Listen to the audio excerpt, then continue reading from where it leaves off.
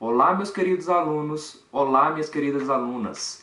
Nesta videoaula vamos falar de Clifford Geertz e a antropologia interpretativa.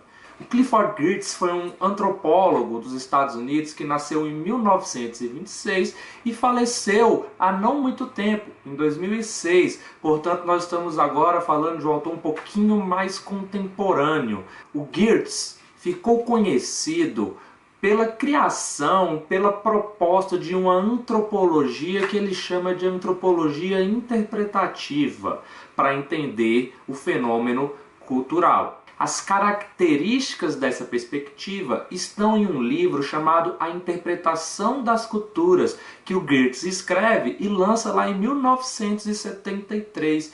E qual é a grande ideia do Geertz? Lembrando, essa é uma aula síntese, é para a gente compreender as ideias mais gerais do pensamento do Geertz, tá? Qual é a grande ideia do Geertz aqui? Se eu quiser compreender uma cultura e como os indivíduos se relacionam com a cultura, eu não posso ficar preso a ideias como funções, que é a ideia que você tem lá no funcionalismo do Malinowski, e nem a ideias de estruturas maiores, como a ideia que você tem lá na antropologia estrutural do Levi-Strauss. A grande ideia do Geertz aqui é que para eu compreender a cultura e essa relação do indivíduo com a cultura em que ele se insere, eu preciso fazer um deslocamento, sair dessas instituições, sair dos aspectos mais estruturais e vir para a ação dos indivíduos. Então veja, eu saio às vezes de um campo mais macro, um campo maior, uma forma de observar as culturas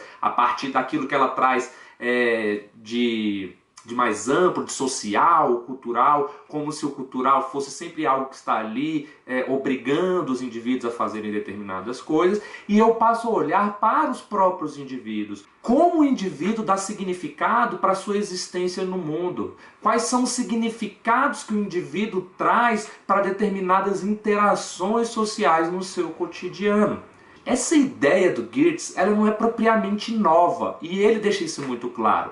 Ele está se inspirando em um sociólogo chamado Max Weber, que também é considerado um dos pais da sociologia. O Weber, gente, ele nasce lá no século XIX com uma proposta de fazer uma sociologia que ele chama de sociologia compreensiva. A sociologia compreensiva basicamente toma como ponto de partida o que nós chamamos de ação social. A ação social é a ação que o indivíduo faz, o indivíduo atribui significado para aquela ação que ele está fazendo, mas ao atribuir significado para aquela ação, ele sempre leva em consideração a existência de outras pessoas naquela mesma realidade. Um exemplo de ação social é o fato de ir para a escola. Quando você vai para a escola, você tem a opção de falar, eu não vou, concorda?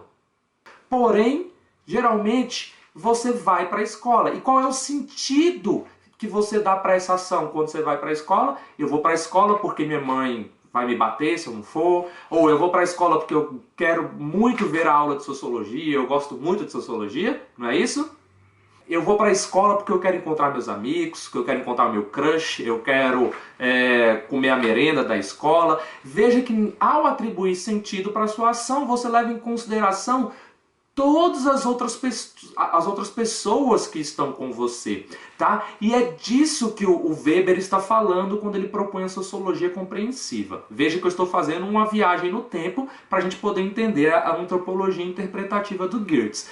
Você vai lá no Weber e você vai perceber então que o foco não está em uma estrutura que está te obrigando ou algo muito obrigatório propriamente dito. E não é que não existam regras, normas sociais, não é essa a grande questão, tá, gente? Mas o foco dele não é mostrar, os indivíduos vão para a escola porque têm a obrigação de ir. Não é isso. Ele quer mostrar que cada indivíduo vai para a escola e atribui para aquela ação de ir para a escola vários significados possíveis. Mas veja que você individualmente toma a decisão atribuindo significado para essa ação. Ou seja, a sua ação ela é um símbolo para você, ela tem um simbolismo. E é isso que as ciências sociais devem se preocupar em entender, vai dizer o Weber. Qual é o significado que as pessoas estão atribuindo para as suas ações. E a sociedade, dentro dessa perspectiva, nada mais é do que a soma, do que o conjunto, do que a rede desses vários significados que as pessoas estão atribuindo.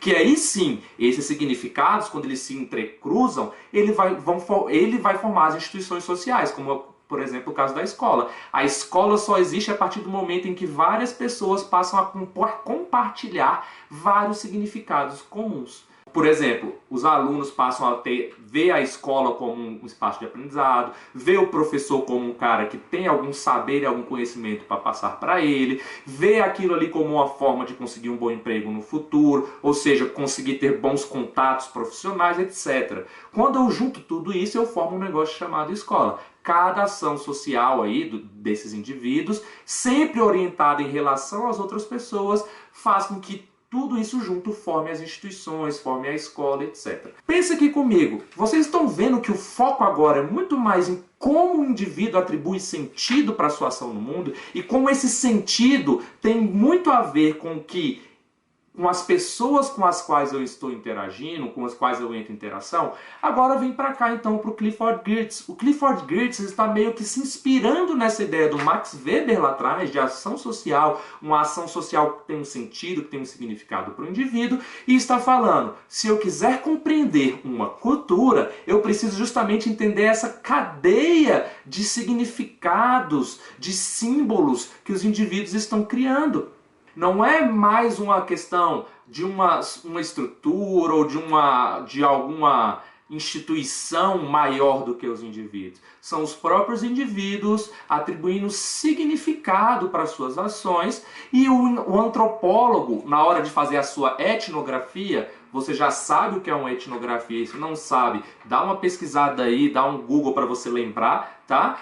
Quando o antropólogo vai fazer aí a sua etnografia para poder entender como funciona aquela cultura, o que ele deve fazer então? Ele deve buscar esses significados, esses símbolos em determinados contextos de interação.